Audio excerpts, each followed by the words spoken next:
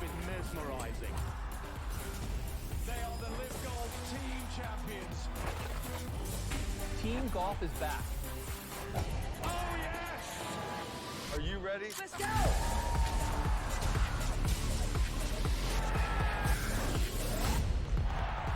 That's what champions do.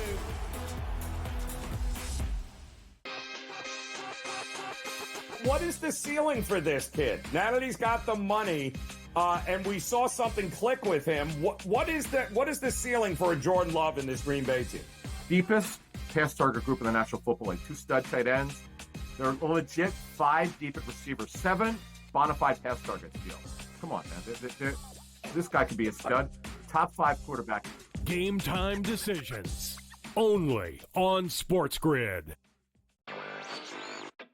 It just goes to show you how special this guy is, and I can't figure out why he doesn't cut through like the Tiger Woods of the world in that kind of dominant fashion in years past. He stepped up to the tee box on the 14th hole, and he was 60-1 to win that golf tournament.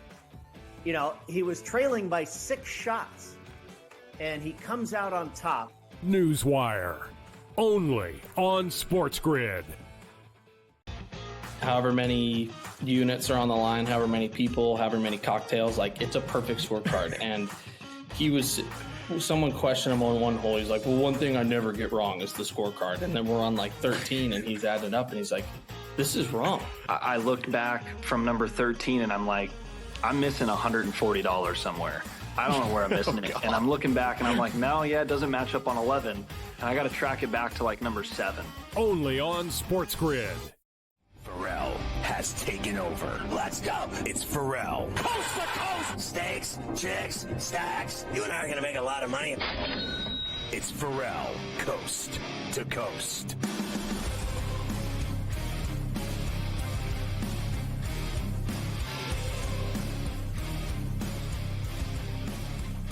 All right, hour 3 of C2C on a Monday. That last game on the board tonight is a good one. On MLB Network tonight at Oracle in the East Bay between the Braves and Giants, and it's important for both of them. It certainly is. Of course, the Braves are reeling right now. They're clinging on to that last wild card spot in the National League. Giants only a couple games back. This is the start of a 4-game series out there. Chris Sale and Blake Snell, great pitching matchup as well. Minus 115 for Atlanta, minus 105 for Snell and the Giants, and a 6.5 on the board. Listen, I know Sale's a badass, and I don't deny he's been incredible this year, but he hasn't been of late, right? Like, he hasn't gotten it done lately, and neither have they. And so I think the Giants have been playing really good baseball, and Snell has been unbelievable. A no-hitter, a 15 strikeout game, and he's pitching at Oracle. I got to be honest with you. I like the Giants here, and I don't think that price is bad at all. Minus $1.15. I don't know what it is in other houses, but I'm going with the Giants. The Braves just aren't winning. Braves just are not winning right now. I'm with you. I got to tell you, I kind of like the over, too. 6.5's low. All it takes is one of those guys to get dinged up a little bit. All it has is one of those guys to not be sharp, and we can get that with, a 5-2 game or something. So I'm going to take the over with the 6.5. All right, there you go. There's your baseball for tonight. Lots of games, very important. Let's get the taters and all these plays.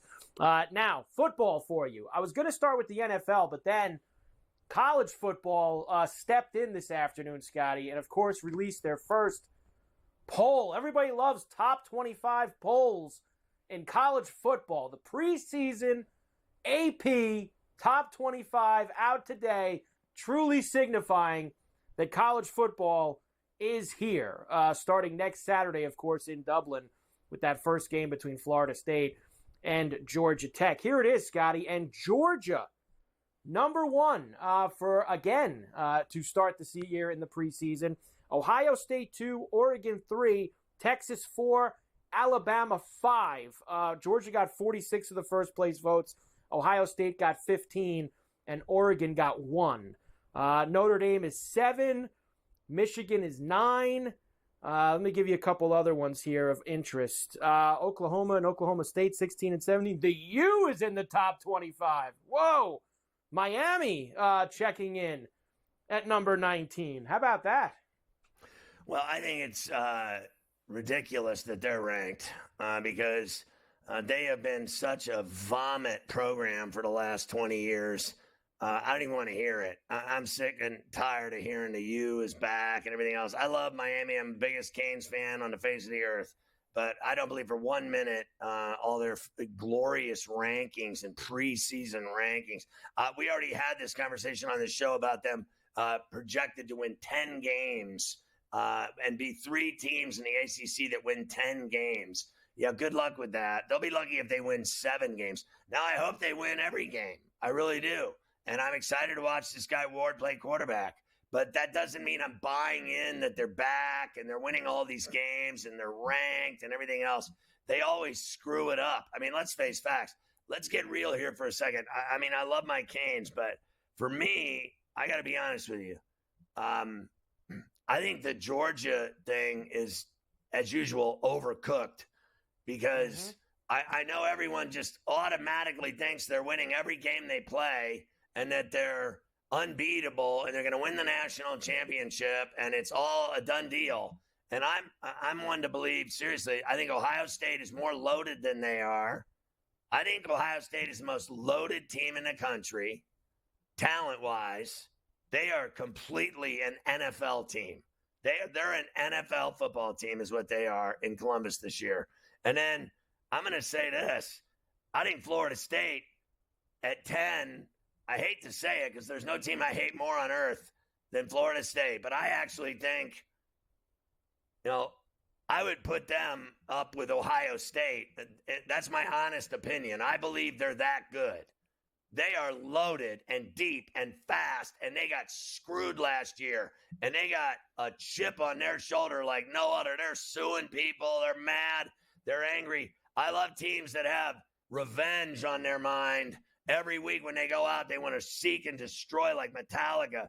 Ohio State and Florida State are my 2 best teams in college football. And then Texas lost too much. So did Georgia, for that matter. And then I heard today on TV today, Notre Dame's winning 12 games. My ass, they're winning 12 games, okay? And Michigan's overranked too. Their whole team went to the NFL, and you're telling me, and their coach is going to be suspended at some point here, you're telling me they're good? I'm not buying them either. I'll tell you what, I like Ole Miss better than I like Alabama. I like Ole Miss better than I like Texas. I know how much you love charts and graphs and trends. Let me give you a couple involving the preseason top 25. 18 of the last 20 years, the team that was number 1 in the preseason AP top 25 did not win the national championship. Only Alabama in 17 and USC in 2004 were the only preseason ones in the last 20 years. So we can cross Georgia off right now. They're not going to win. There you go. Get rid of Georgia. They're out. Another one for you.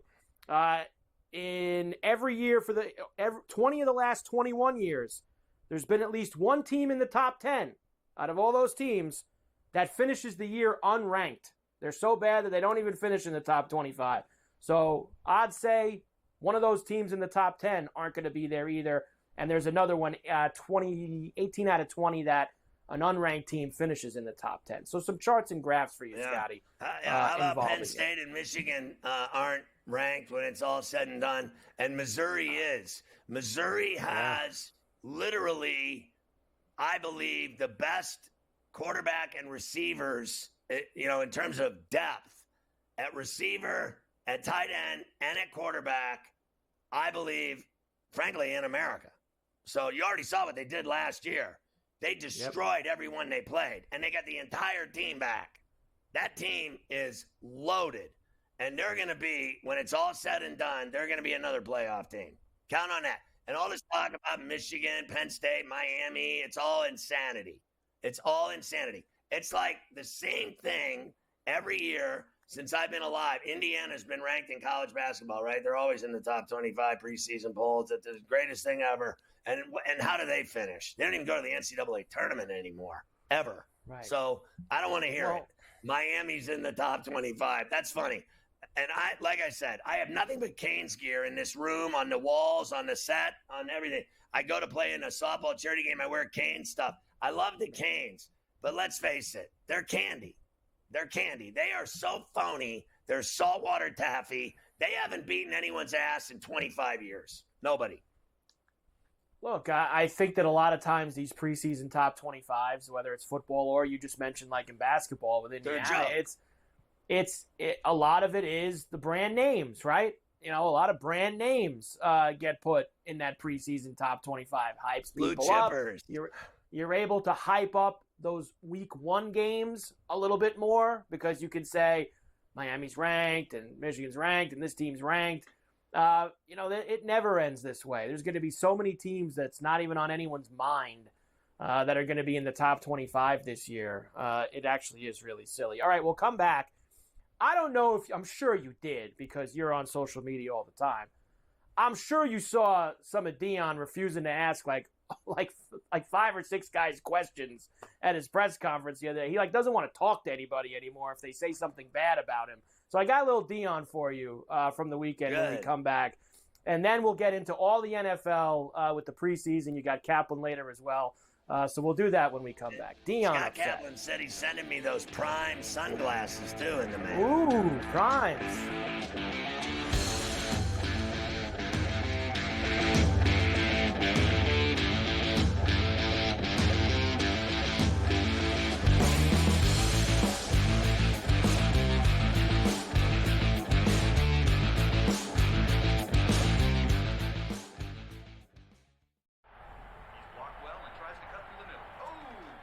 Your gut says Miami is going to win, and you should take the over.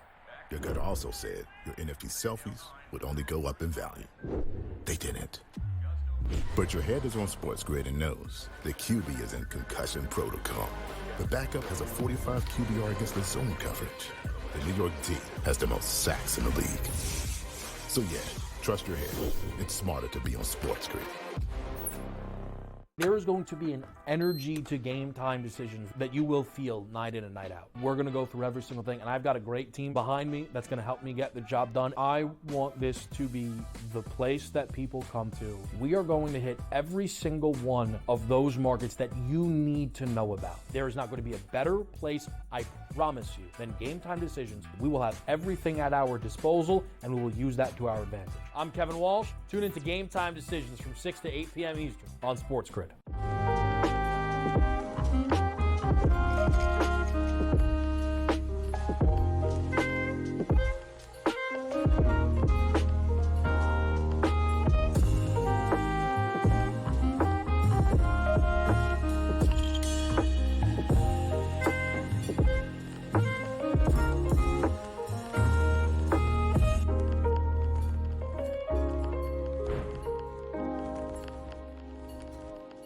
Let's go. Welcome to the Live Golf Team Championship. The golf has been mesmerizing. They are the Live Golf Team Champions. Team golf is back.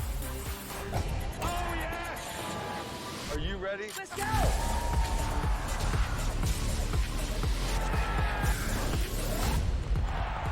That's what champions do.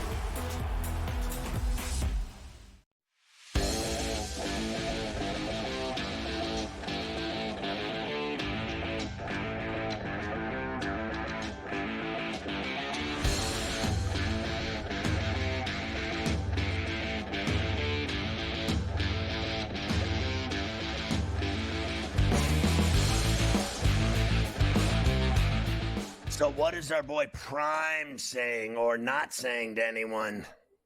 So Prime had a very long press conference. I guess it was on Friday after practice with Colorado. Several members of the media wanted to speak with Deion during it. The problem was he didn't want to speak with some of them. There was one local guy in Denver who started talking to him. He refused to answer his questions. Then another guy from CBS locally in Denver tried to talk to him. But the problem was this was a couple days after CBS National put out an article saying that Deion was the second worst coach in the Big 12. Well, Deion didn't like that very much. That's the end of that question, I guess. Next guy. Eric Christensen with CBS Sports Colorado. CBS, Tyler, I'm not doing nothing with CBS. Next question. Joe Rigo, Ain't got nothing to do with you. It's above that. Ain't got nothing to do with you. I got love for you. I appreciate you, respect you. Ain't got nothing to do with you. They know what they did. I'm here in Denver, not national. You are who you are. CBS is CBS. I mean, all right. Joe Rigo, nothing to do with you. I respect you. That's why I told you that. I'm looking you in the eye as a man. I respect you. I got love for you. But what they did was foul. Foul. They named the second worst coach in the league. It was foul. So he got into it with a bunch of guys. Like, I don't get it. Have you ever seen a 4-8 team get more juice than they get? What is he upset about? I mean, they get so much juice and they're an awful team. And they were on national television every week last year losing. And we got to see how bad they were. And I just don't believe for 1 minute that it's getting any better anytime soon. Like, I really don't. Like, now they're in the with the big boys now. And, like, let's face it, that conference was candy and soft as I mean, feta. Your boy, last year, they lost every game they played in that crappy Pac-12. Now they're in this monster conference. As far as I'm concerned, it's just the same old story. I think they're in trouble. I don't buy anything he's doing other than those sunglasses, I guess. Yeah, those primes, those were looking pretty good on him. But he did respect him as a man. I respect you as a man, but I'm not going to answer your questions. Whatever. That's just how things go. To the NFL now. Everybody has now played a preseason game after this past weekend. We, of course, start with the Steelers, who lost Friday night to the Texans 20-12. Your thoughts on why don't we hear Tomlin's thoughts on Justin Fields' performance, and then you can tell me what you thought of Justin Fields' performance. Here's Mike Tomlin. You know, I thought he did some nice things, but obviously he was a component of the CQ exchange. And from my perspective, that's dual responsibility on the center and the quarterback. It negated a lot of good things going on in those first couple of drives. I think one definitively got stopped by it, went to 2nd and 14. You get behind the chains, particularly at the early stages, before you gain real cohesion and have enough of a menu to get you out of them circumstances. You're a dead group. And so the CQ exchanges were an issue. Yeah, in Portuguese, that means they fumbled a couple times. So the snaps weren't working. I know he was 5 of 6. I thought one of his passes on the sideline was a bad call. I thought the guy had both feet down, and they didn't question it. They didn't challenge it early in the first quarter. I thought he threw a nice rope over on that sideline, but I can't get a feel for a guy that's in for, 5 minutes. I'm sorry. Like, I'm not judging Fields on, a couple of bad snaps, and he got sacked a couple times and played for 5 minutes. It's not enough. The bottom line is that Kyle Allen played the most, and that's who we saw play football. I thought the Steelers looked terrible. I watched the game Friday night, and they looked terrible. It's that simple. Well, yeah, I know. And it's, look, you know how I feel about these things. I can't take anything out of these games. I really can't. I know Stroud hit Dell right the first drive of the game. The Texans scored a touchdown. But what does Tomlin care about more than anything else in the world? What does he talk about more than anything else in the world? Is ball security, right? Ball security. That's all he cares about. Don't give the ball to the other team. And I think that was probably, Scotty, a good night for Russell Wilson without him even playing. We thought Russ was going to start the first week anyway, but if Fields is going to fumble snaps and things like that, it's going to make it even more so. And Russell's going to start this week, their preseason game later. He's got more picks in the NFL in the last 5 years than any quarterback in the league. Fields throws picks. That's all there is to it. And look, Wilson's starting this week against the Bills, and we'll stand by what we said. My guess is he'll be the starter in week 1, and that'll be that. The worst thing that came out of that game is one of their top draft picks injured his knee. I don't think it's that bad. They're saying it's like a sprain, but that Fontenot guy, he sprained his knee. Troy Fontenot with the minor MCL sprain in the preseason opener, so hopefully things are going to be okay there. Dolphins beat the Falcons. Falcons rookie linebacker Braylon Trice done torn ACL. Most of our highlights from preseason games are just injuries, people that get hurt.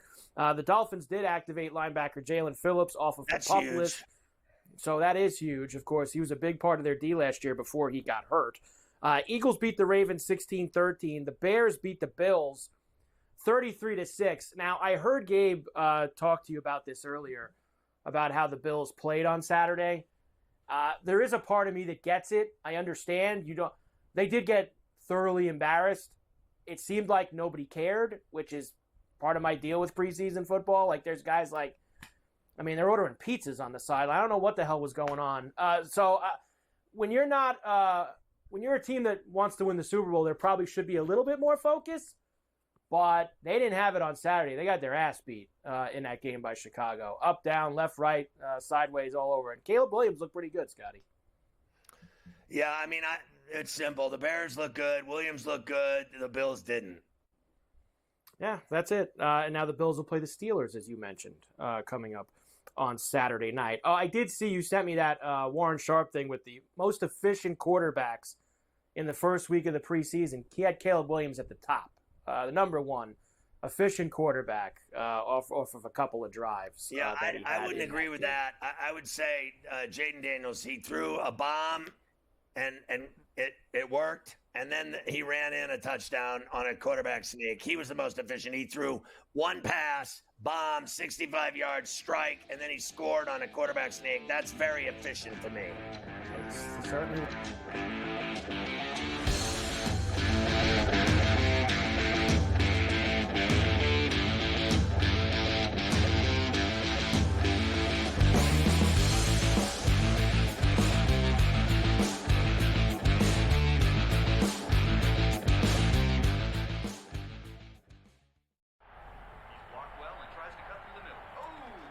Your gut says Miami is going to win, and you should take the over. Your gut also said your NFT selfies would only go up in value. They didn't. But your head is on SportsGrid and knows the QB is in concussion protocol. The backup has a 45 QBR against the zone coverage. The New York D has the most sacks in the league. So yeah, trust your head. It's smarter to be on SportsGrid. There is going to be an energy to game time decisions that you will feel night in and night out. We're going to go through every single thing, and I've got a great team behind me that's going to help me get the job done. I want this to be the place that people come to. We are going to hit every single one of those markets that you need to know about. There is not going to be a better place, I promise you, than Game Time Decisions. We will have everything at our disposal, and we will use that to our advantage. I'm Kevin Walsh. Tune into Game Time Decisions from 6 to 8 p.m. Eastern on SportsGrid.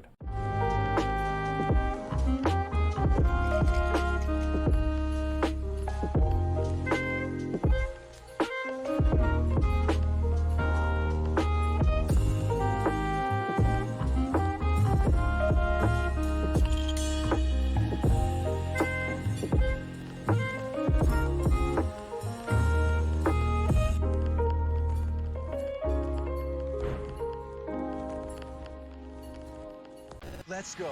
Welcome to the Live Golf Team Championship. The golf has been mesmerizing. They are the Live Golf Team champions. Team golf is back. Oh, yes! Are you ready? Let's go!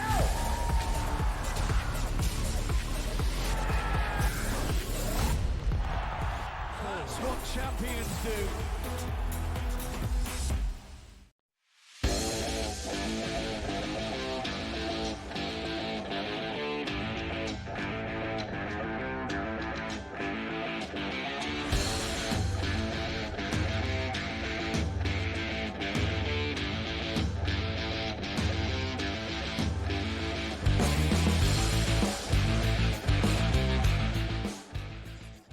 All right, tons of NFL stuff, and it's only going to get thicker as we go here the rest of August in the preseason and heading toward that Chiefs-Ravens opener on the 5th of September on Thursday Night Football. It certainly is.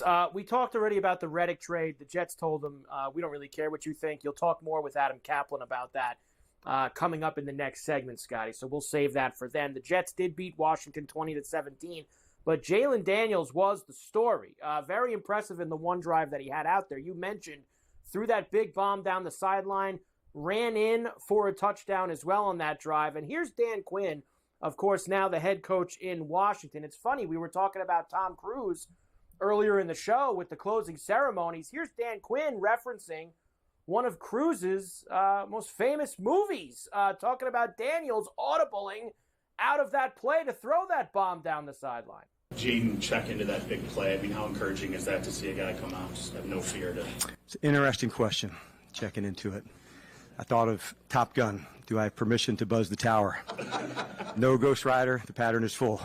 And so I think on that one, he wanted to ask for forgiveness and not permission, and then throw, an absolute dime, over the top to Diami to go. So it was a really cool play. I think it probably illustrates for him the awareness and checks and things that go into it. So, he did not ask for permission, so he went ahead and buzzed the tower anyway. So it was a really cool play. Well, it worked out. Yeah. Right. Listen, this kid, he can play. So, watching him this year is going to be fun. I mean, it's going to be fun to watch, all these young rookies that they're playing around the league. Obviously, Caleb Williams is going to play. It looks like Bo Nix is going to play. McCarthy, looked pretty good. So it's going to be fun to see them all go. Yeah, Vikings did beat the Raiders. McCarthy played quite a bit in that game for Minnesota, Scotty. Had some good and some bad, did throw a touchdown. Packers beat the Browns 23-10. Jordan Love came right out and threw a touchdown in that game to our boy Dontavian Wicks. Caught that touchdown from Love to start things off. We love him when we do our touchdowns when the season starts. Bucks beat the Bengals 17-14. Titans beat the 49ers 17-13. 49ers have injuries all over the place. Cornerback Avery Thomas broke his forearm. I saw Shanahan also say today, Scotty, that they had joint practices scheduled for this week with, who are they playing this week, the 49ers? They have, I believe it's the Saints. Yes, it is. They had to cancel the joint practices because they don't have enough healthy players to run the joint practice with New Orleans. So interesting for them. Jags beat the Chiefs 26-13. Injury for Hollywood Brown, hospitalized after suffering a shoulder injury. He could miss some time, Scotty. Probably won't be there for Mahomes at the beginning of the year. And that's been Brown's problem, really, since he's been in the NFL, both in Baltimore and in Arizona, is staying on the field. Yeah, I think he broke his clavicle. Yes. I believe that is what it ended up being. So the Mahomes, one of his newest targets, probably won't be there right at the start. Saints beat the Cardinals. Broncos beat the Colts yesterday 34-30. That was Bo Nix. He played a ton in that game, Scotty, and he did look pretty good. I know it's against who it's against, but I thought Bo Nix was very impressive for Denver. And the Rams beat the Cowboys 13-12. Stetson Bennett played the entire game for the Rams last night. He threw 4 interceptions, but comes back and throws the game-winning touchdown on NFL Network. This is it. Stetson Bennett. Oh, he had to tell rolling out to the left. Bennett slings it back in the end zone. Yeah. Touchdown. All right, playmaker. Miller, Forrestal, and we are tied. Okay, let's calm down on Stetson Bennett. He was awful. I mean, this is unbelievable. The guy he finally throws a TD to win in a game, just a terrible game, and hit 4 picks in a game. He would have been yanked after the second one by McVay. No questions asked. He throws 4 picks and he throws the game winner. Everybody's talking about how good he looked. You got to be kidding me. He was terrible. We are through now, of course, 1 week of preseason, 17 games overall. Underdogs, 11-6 against the number. And look at the under, Scotty. 12 of the 17 games to the under in the preseason. Yeah, listen, I could care less about all of that. And even the fact that I gave you 7 out of the 9 spreads hit. And I have no idea how I did it. Absolutely zero clue as to how I hit 7 of 9 preseason spreads this weekend.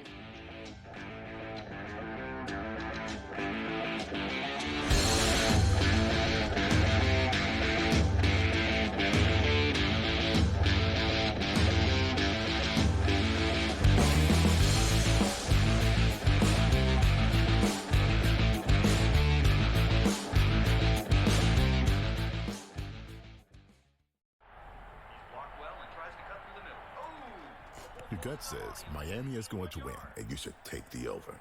Your gut also said your NFT selfies would only go up in value. They didn't. But your head is on SportsGrid and knows the QB is in concussion protocol. The backup has a 45 QBR against the zone coverage.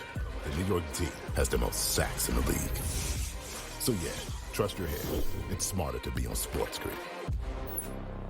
There is going to be an energy to game time decisions that you will feel night in and night out. We're going to go through every single thing, and I've got a great team behind me that's going to help me get the job done. I want this to be the place that people come to. We are going to hit every single one of those markets that you need to know about. There is not going to be a better place, I promise you, than Game Time Decisions. We will have everything at our disposal, and we will use that to our advantage. I'm Kevin Walsh. Tune into Game Time Decisions from 6 to 8 p.m. Eastern on SportsGrid.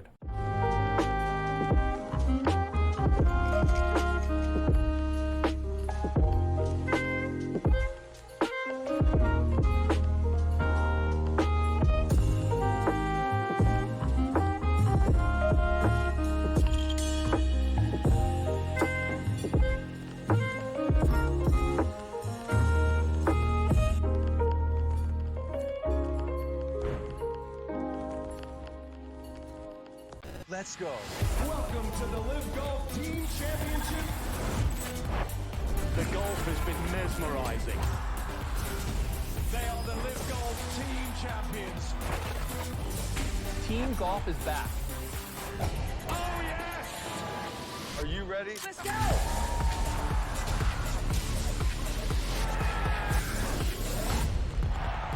That's what champions do.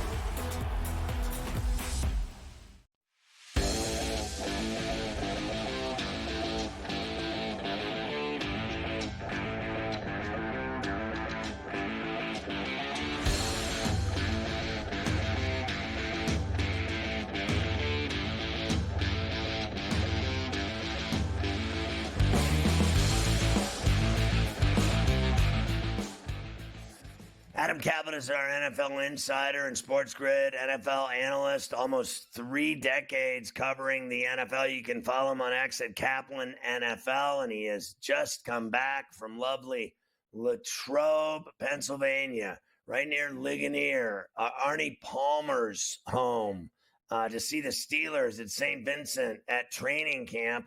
We'll talk about that in a second. I want to start with Reddick's holdout. You know, I've said earlier on the show today, this has gotten ugly where he's not showing up at all, getting fined $50,000 a day. And then Joe Douglas flat out came out today and said, Reddick said, I want to be traded. And then moments later, within minutes, Douglas said, allegedly, we're not trading you. And we'll just let this continue on until you get here. Now, Douglas claims they won't even begin to negotiate with Reddick until he shows up. Yeah, so, Scott, let's pick it up there. Joe Douglas is what we call an old school GM. He wants things done a certain way. Old school GMs typically will not negotiate with an agent unless the player shows up. And Reddick has not shown up. You mentioned $50,000 a day. Remember what happened with Chris Jones a couple of years ago? And he wound up really not getting what he wanted until last year, of course, when he got his deal done. So it doesn't help you by not showing up. Half of life, as they say, is showing up. And it's not like the Jets didn't know that he wanted a new deal. They talked to his agent and Hassan at the time of the trade, but they could not get that deal done then. And now you fast forward to now, and you have an ugly situation. Now, Will McDonald, by the way, the first-round pick out of last year, out of Iowa State, I'm told, has done very well in his place, but he's not as accomplished, obviously, as Reddick, who, by the way, turns 30 this fall. He's scheduled to make just over $14 million. None of that money's guaranteed. Reddick, I'm told, wanted somewhere over $25 million a year was what he was looking for. I don't know how he'd view it now that the Brian Burns deal got done, which is over $28 million. Now, Burns is younger, no question about it, but Hassan's a terrific player, great for the community. And by the way, we have to remember this. He's from the New Jersey area. This is a great way to end his career if he gets his deal. And this is not what the Jets wanted. But, Scott, I could tell you my experience of covering these situations is clubs typically believe they're going to get a deal done or they won't do it. And it's not like this is a secret. They were dealing with Hassan and his agent at the time of the trade in March That's why it's so surprising that a deal's not done. I get it. There's still 3 weeks left, just under 4 weeks until the season starts. But this is not the kind of situation you want with Aaron Rodgers healthy. There's a lot of optimism around the Jets will be with the Jets next week when they have a joint practice with the Giants. But bottom line is this is not a good story for them. This should not have happened. And by the way, the Eagles knew it. They were not going to extend Reddick's deal. They're not going to pay Hassan what he wanted. They got what they thought was a good deal, a future 2025 third-round pick that could be as much as a second. So right now, the Eagles obviously are keeping an eye on this, and maybe they knew something because a deal is not getting done or will not even be talked about. Joe Douglas put it out there. That's a statement from the club. I mean, this is actually real. I know this guy. He's not going to deal with this unless Hassan shows up. Then we'll start looking at it. Well, you also know Hassan Reddick. You know Douglas, and you know Reddick, and you know how good he is. What is the problem here? Can this guy not lead the Jets in sacks? There's nothing wrong with his game. I don't understand why the Eagles, it was obviously they just didn't want to pay him. How can he not be worth the money if he has the numbers that he has in the sacks? Yeah, it is really confounding. Now, I'll say this about Hassan Reddick. Okay, he is, since the Cardinals could not figure out how to use him, the Eagles sure did. Made him a stand-up pass rusher, and he was phenomenal. He did also, by the way, before that, he got the big deal with the Eagles. Now, I say big deal. It was 3 years, $45 million 2 years ago in March of 2022. Coming off of a career year with the Panthers, then did it again in 22 in the Eagles Super Bowl run. He was phenomenal. Not quite as good last year, but still very good. Another great part of Hassan Reddick is his durability. He's one of the most durable players of his day. Just a terrific football player. You know, it's funny, the Cardinals, Scott, they tried to make him inside backer. That never worked. The Cardinals, late in his career with them, moved him to edge rusher, and that's what he's done the last 3 years, and he's terrific. But look, 30 is, we could argue where he's at in his career. 30, typically, 32, 33, you're done in the National Football League, but he's been so healthy. But the one leverage point here is, look, they've got Will McDonald, who was a first-round pick last year. Now, I say that the Jets want him in camp, and if he shows up, something could potentially get done. But I know the way Joe does things. And Woody Johnson, the owner, they're not going to deal with him unless he shows up. Period. End story. All right, you were at the Steelers camp for 2 days. Where do we begin? Let's begin with their offensive scheme. Now, we know Arthur Smith.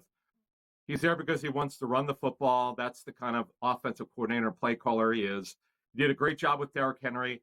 It didn't go so well during his tenure with the Falcons as the head coach and play caller. But, you know, it starts with the run. It always has and always will under Mike Tomlin. That's what he wants, and that's what they're going to get with Arthur Smith. They have 2 really good backs. Najee Harris looks really good, by the way. He's in pretty good shape. They've got that great 1-2 punch with him and Jalen Warren. And then when you really look at it, and it's a problem, opposite George Pickens. Van Jefferson, I'm told, has been a really good story, former Rams second-round pick. But I think if you're really deep at receiver, he's probably a number 4 or number 3, not number 2. And that's why we have the heightened interest in Brandon Ayuk. But Ayuk is still dealing with the Niners. They're still trying to get something done with him. It's not going to be easy. But getting back to the Steelers, Calvin Austin also has made some plays the last couple of days. Now, Sunday's practice, because they played Friday night at home against the Texans, they were in shells. It was a shorter practice, about 90 minutes. But today's practice, in beautiful weather in Latrobe, at St. Vincent's College, right? They brought the pads out, and they hit. Okay, Scott, they're one of the few teams, talking to the Lions. The Lions also hit quite a bit in training camp, but the Steelers do. They're in pads a lot, and showed it was very, very physical. There was about a skirmish for about a second and a half, and the guys were laughing, but there was a lot of pushing. Very spirited practice. But, Scott, I could tell you at quarterback, you don't need to watch long to see the difference between Russell Wilson and Justin Fields. Fields has got the great arm, great athlete. Russell's in pretty good physical shape, but it's his willingness to make tough throws. Justin Fields is more what we call a see it and throw it guy. Wilson, when he decides he's going to throw it, he throws it with anticipation and timing, and that ball came out today. He had a very good practice. But listen, Scott, it's a 2 tight end offense. There's no question. But Darnell Washington, who I'm guessing, who's 6'7", is at least 280. He looks like an offensive tackle, but he can run. He looks really, really good. Freiermuth is healthy on the final year of his rookie deal. But what they have to do, Scott, is they have to add a receiver. That's the offense. They've got to do something by the start of the season. I'm told with Roman Wilson, come back from his ankle injury, there's optimism that he'll start practicing within the next 7 to 10 days coming off that ankle injury. But defensive, Scott, excellent front seven. Peyton Wilson, the rookie linebacker, he had a minor injury that he's fine, as I understand it. But bottom line is, Scott, they're going to have to look at the cornerback position. Not very good depth. They're good with the two starters, with Joey Porter Jr. and Dante Jackson. Nickel corner, they're still trying to figure that out, and they don't have very good depth at outside corner. Those will be the concerns. But this is a good team, but still a lot of questions. Backup corner, nickel, and wide receiver opposite the very talented George Pickens. Well, I just don't see the Ayuk deal happening because they engaged, re-engaged, still didn't get it done, offered no receiver, offering picks only. And when the Niners started talking to Ayuk again, don't you feel like they're going to get a deal with him in San Francisco? Yeah, because the Steelers are another old school team, man. I don't see them moving off of their stance. And I've said this for 3 months. I didn't really want to leave, but he just felt like they weren't negotiating in good faith. The Niners know that they need him. And by the way, Ricky Pearsall, their first-round pick, is dealing with that shoulder issue. He's over the hamstring injury. So they'll continue to work on that. But at least Ayuk showed up to camp, and that helps. Yeah, I think they're going to get a deal done with him. I think the Steelers had their chance, and you thought it was going to happen, and it never did. And then now he's back there talking to them. I just think it slipped through their fingers, frankly. Great coverage of the Steelers camp for 2 days. Adam, thank you. We'll see you later in the week.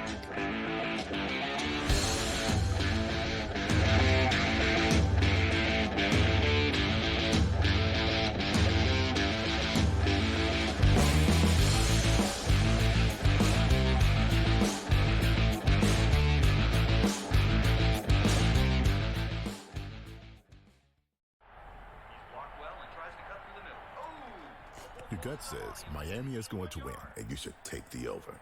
Your gut also said your NFT selfies would only go up in value. They didn't. But your head is on SportsGrid and knows the QB is in concussion protocol. The backup has a 45 QBR against the zone coverage. The New York D has the most sacks in the league. So yeah, trust your head. It's smarter to be on SportsGrid. There is going to be an energy to game time decisions that you will feel night in and night out. We're going to go through every single thing, and I've got a great team behind me that's going to help me get the job done. I want this to be the place that people come to. We are going to hit every single one of those markets that you need to know about. There is not going to be a better place, I promise you, than Game Time Decisions. We will have everything at our disposal, and we will use that to our advantage. I'm Kevin Walsh. Tune into Game Time Decisions from 6 to 8 p.m. Eastern on SportsGrid.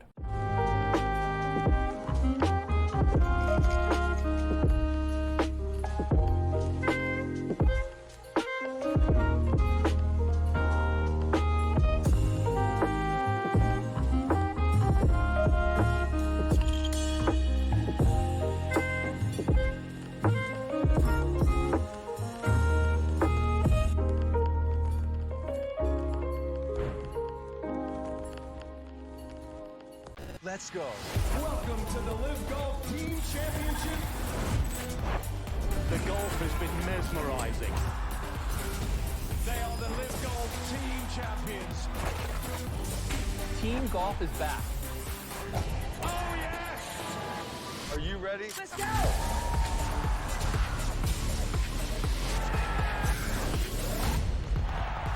That's what champions do.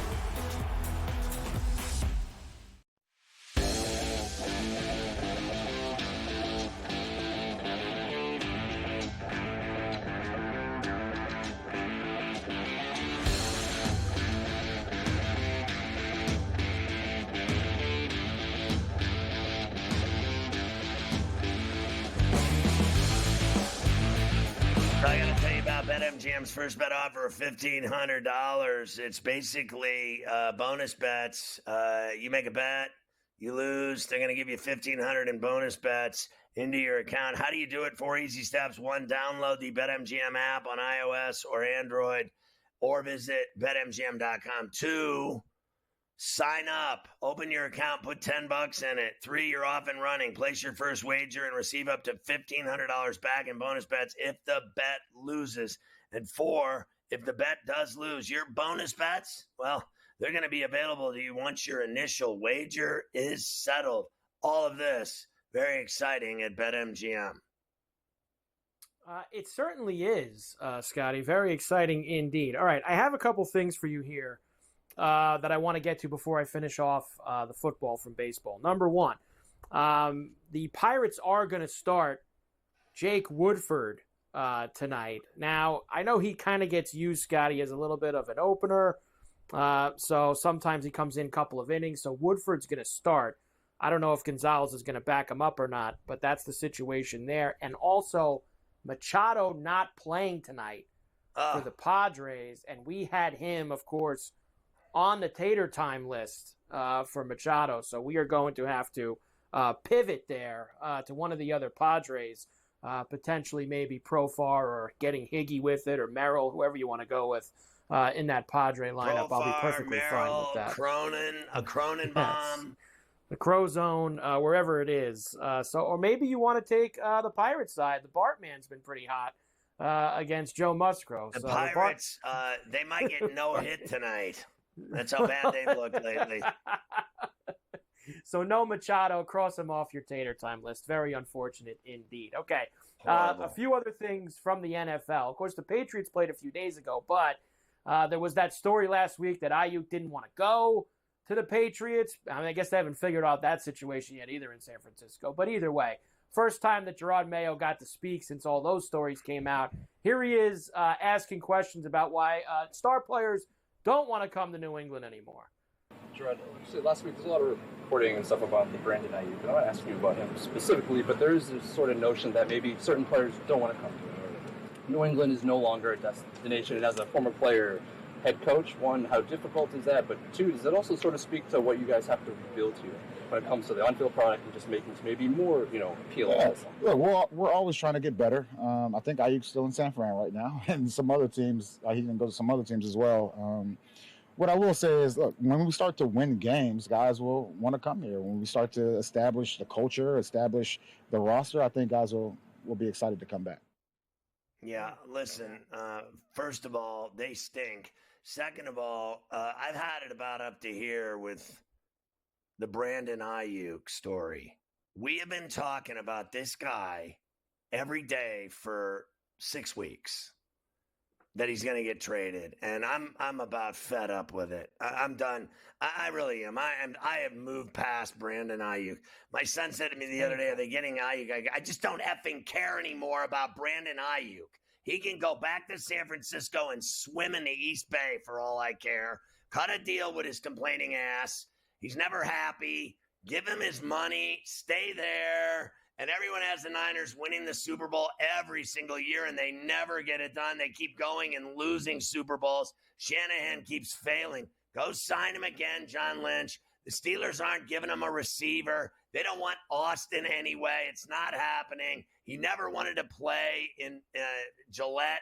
He never wanted to play in Cleveland.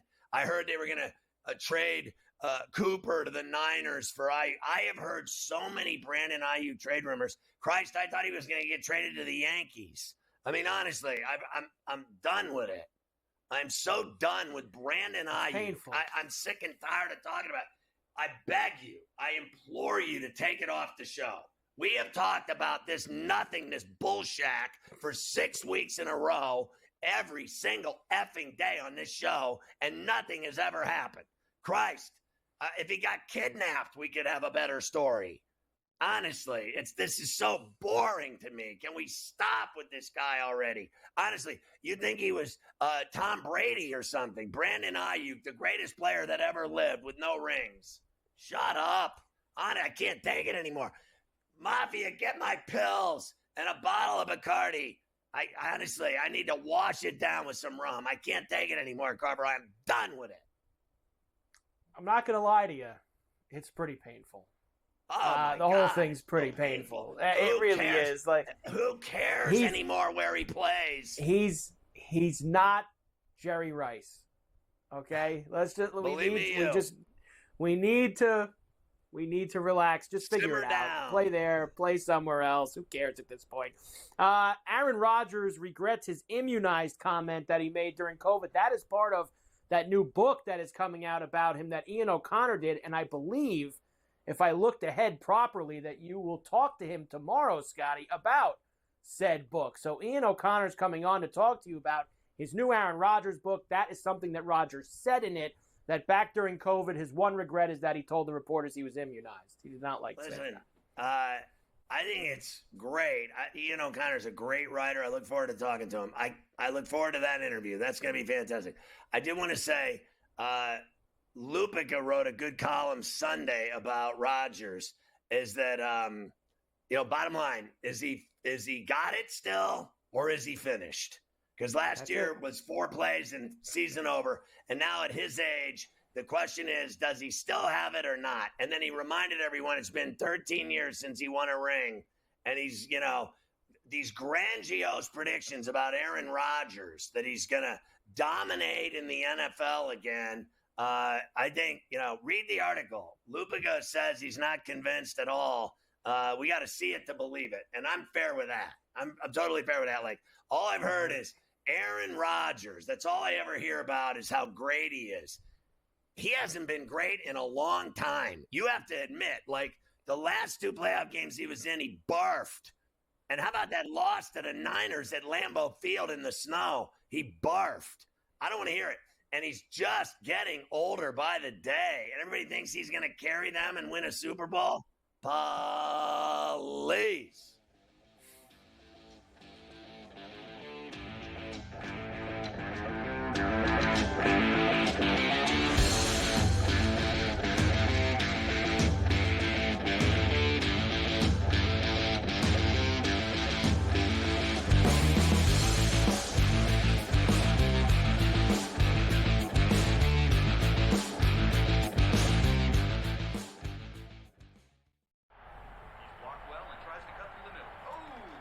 Your gut says Miami is going to win, and you should take the over.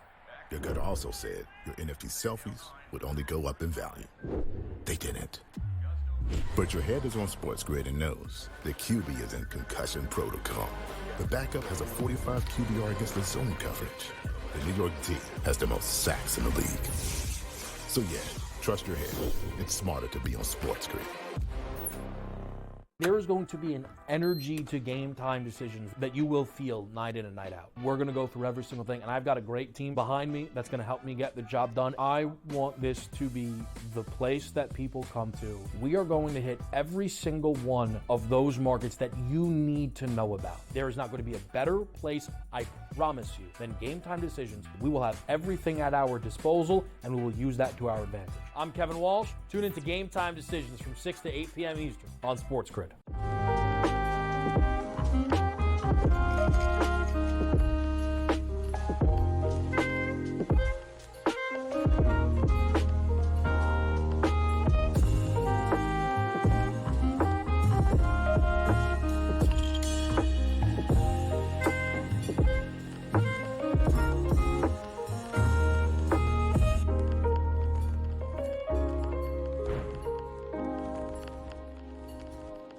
Let's go.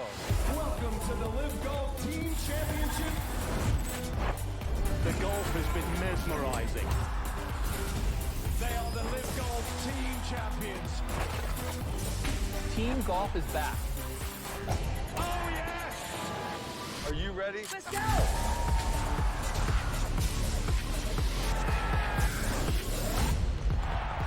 That's what champions do.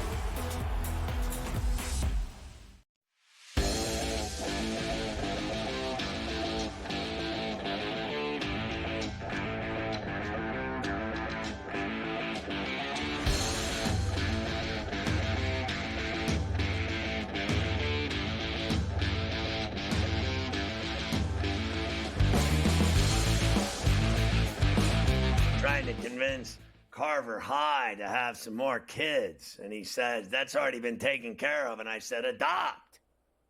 And he didn't want to hear it. No shot. He said, No shot. I'm going to leftovers. I don't have time for this nonsense. It's not happening. Absolutely finished. There is no chance of any of that happening. That's for sure. But All the right, here we go. draft We're is going to do tonight. You could have another kid to add to softball the team. draft. softball team draft tonight. All right, we'll do leftovers with golf and NASCAR today. That's right. That's what's going to fill up the leftover segment. Golf, they somehow got it all in, Scotty. After not playing on Thursday, they played 36 holes on Sunday at the Wyndham Championship, and Aaron Rye ended up coming out on top. Nice job by our Golf Wednesday crew here on Coast to Coast. Both the Prime Minister and Keith Stewart picked Aaron Rye here on Coast to Coast last week, so they go to the window. A lot of fans did as well, which we absolutely love to see here on Coast to Coast. So now we are down to the FedEx Cup playoffs, top 70 this week at TPC Southwind in Memphis for the St. Jude Classic. Of course, we get all the big guys back in the mix. Scheffler, Xander, Morikawa, Rory, all the crew gets us going there. Look at Scheffler with that beard, Scotty. That threw me off first when I saw Scheffler looking like that. Yeah, that's got me flustered right there. Are you staying away from him to win in Memphis? I will never play a guy under 10-1 before the tournament starts. No chance that I will ever do that. Next, NASCAR. Wild finish last night at the NASCAR race where Austin Dillon won after wrecking Joey Logano and Denny Hamlin on the final lap. Let's just say Joey Logano isn't a fan of Austin Dillon or how he won. No, when you get like that far ahead, that's 3 to 4 car lengths ahead in the 3. I didn't even back up the entry. I was like, I'll just wrap the bottom here. I'm good. And he just drives in so hard. Obviously, he didn't make the turn because he hit me, and then the 11 was going to win the race. So he had no intentions to race. I beat him fair and square on the restart, and he just pulls a chicken move. He's a piece of crap. The kid, he sucks. He's sucked his whole career, and now he's going to be in the playoffs, and good for him, I guess. I need more of that. Like, that's the most excited I've been for NASCAR since before Christ. It's always better when they're fighting. Joey Logano, not happy at all. And we talked about this at the top. Tom Cruise thrilled fans with a wild stunt during the closing ceremonies of the Olympics last night. Mission Impossible style, off the rope from the top of the stadium. So goodbye to the Summer Olympics. I am not a fan of heights. I do not like being in high places, and you didn't like being on the 70th floor of the Intercontinental. No. I never I'm a skier. I skied my whole life, and I hated chairlifts. I used to get so nervous on chairlifts that I was going to fall off and die. And you've seen all these kids fall off of chairlifts. I never liked being on gondolas either. I'm like hanging with 100 people in a gondola on a wire held on by a clip, and I'm like, you're in the Alps and your life is hanging in the balance. It's time for the Ferrall finish. Tropical disturbance is forming here in the Atlantic. Ernesto is the next hurricane that will barrel towards the East Coast.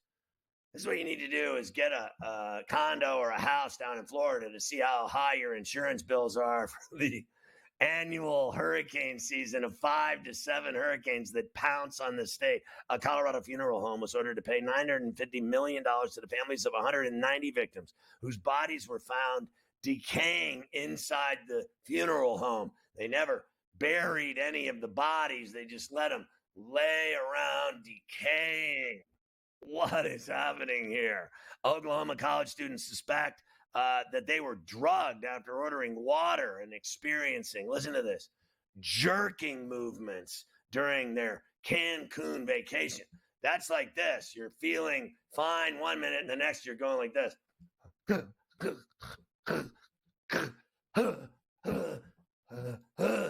Having seizures and jerking movements. Not always fun when you're on that vacation down in Cancun. Rapper Nelly arrested for ecstasy possession. Imagine that. Your boy Nelly popped with ecstasy. Everyone loves doing X. Sicko zoologist who tortured, raped, and killed dozens of dogs gets a 10-year prison sentence. I think they should electrocute him. GTD is next. Go to FerrallOnTheBench.com for everything else. We'll see you tomorrow on Coast to Coast at 3 p.m. Eastern. Have a good night.